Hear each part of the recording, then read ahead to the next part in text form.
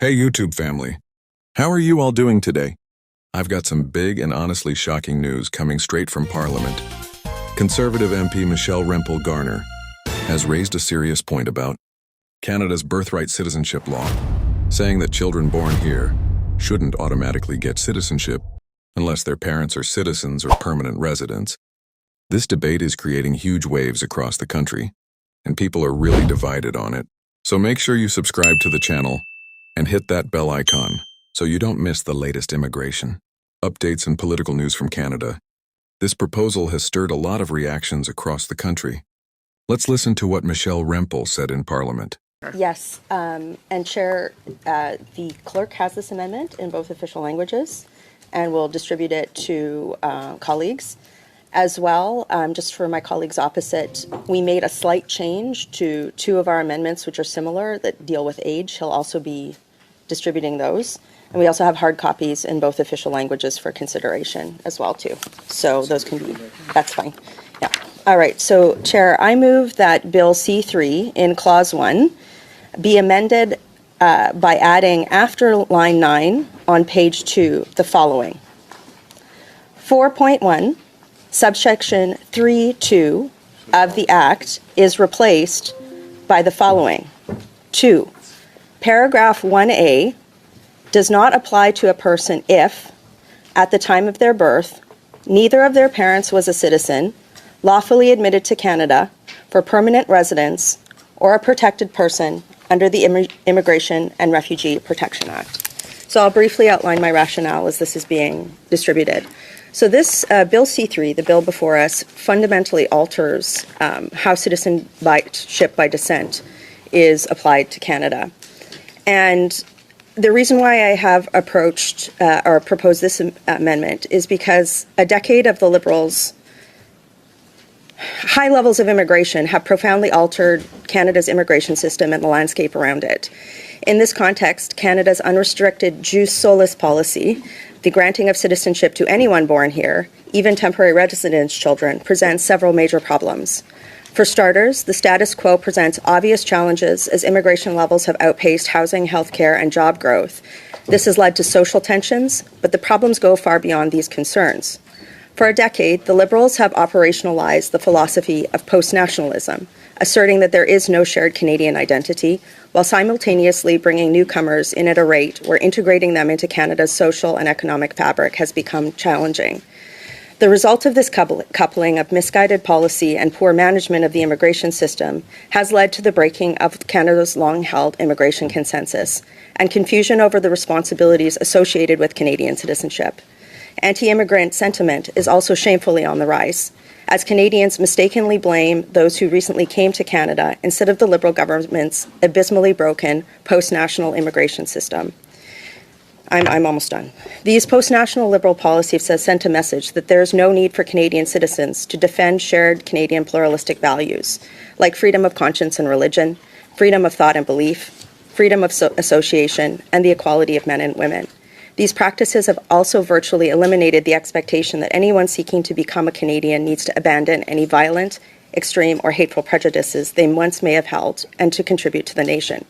Said differently, colleagues, the government has, through a post-nationalist and large-scale or mass immigration policy, brought into question the intrinsic value of Canadian citizenship. And without immediate reversal, this philosophy risks permanently breaking Canada's peaceful pluralism and long-standing consensus for immigration. And so you have the amendment before you today. This is why I've moved it. Today, there are millions of people living in Canada on temporary visas, comprising an astonishing 7% of the country's population, a situation never before seen in Canadian history.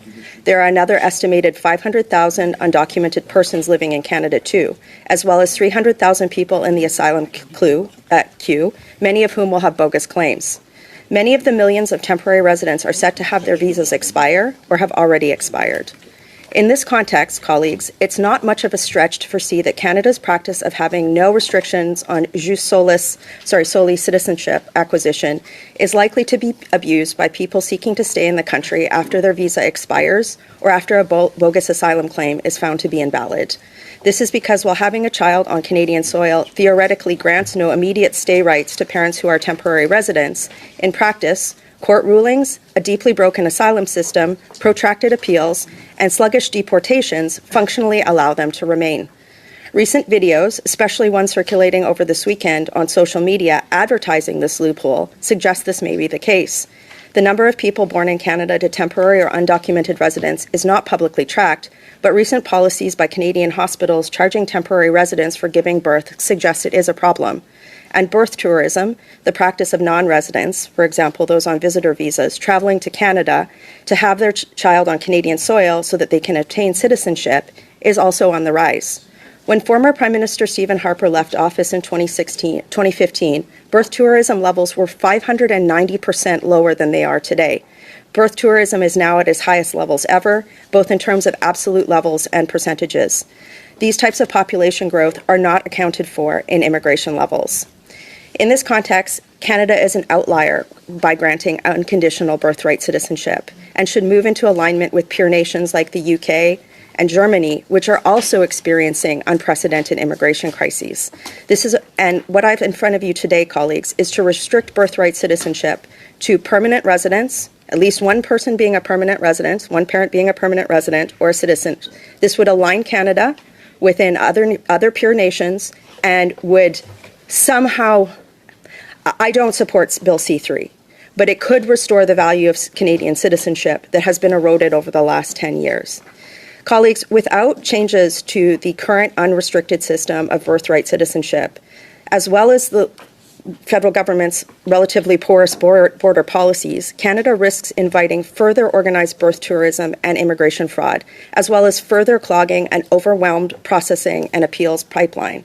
Being a Canadian should mean someone to something who acquires it, and that meaning should be derived from significant enough ties to our nation that a deep understanding of responsibilities associated with being Canadian becomes joyfully entrenched within a new citizen's fiber. Canadian immigration law and policies should vigorously protect that principle and not erode it. I think that scrapping the bill in front of us would be a good place to start, but it needs to be severely amended, and we are going to be proposing other smart amendments to this bill to protect the value of Canadian citizenship today. But folks, the decade of unfettered mass immigration, the further erosion of the value of our citizenship through bills like this, and an entrenched and operationalized post-nationalist viewpoint from this government has led to a lot of people not understanding what being a Canadian is. And frankly, we see that in the Minister of National Identity. Minister of National Identity said, there's no one way to be a Canadian. He didn't talk about respect for rule of law or protecting democratic institutions. And we have a former Prime Minister who said that Canada is a post-national state. The current Prime Minister only could define Canada as not being American. And if these are the leaders of our country, we have a problem with how we obtain citizenship. So if C-3 is to proceed, I believe that we should proceed by restricting birthright citizenship to one parent, at least one parent having permanent residence or citizenship, and move ourselves in alignment with other peer nations. Thank you. Thank you so much, Ms. Rempel Garner. The amendment is admissible. I just want to mention that to everyone. Monsieur Brunel-Duceppe, c'est à vous. Oui, merci, Madame la Présidente. Thank you, Madam Chair. I would vote against this amendment. This is a principle that we have to keep in our society in Quebec and Canada, and unfortunately, I see a Trumpian idea in this conservative notion. So I want the committee to know in advance which way I was going to vote. Merci. Does anybody else want to address this amendment? We'll be voting against, Madam Chair. We're ready to vote. Okay. No one else wants to speak to this? Great. Okay.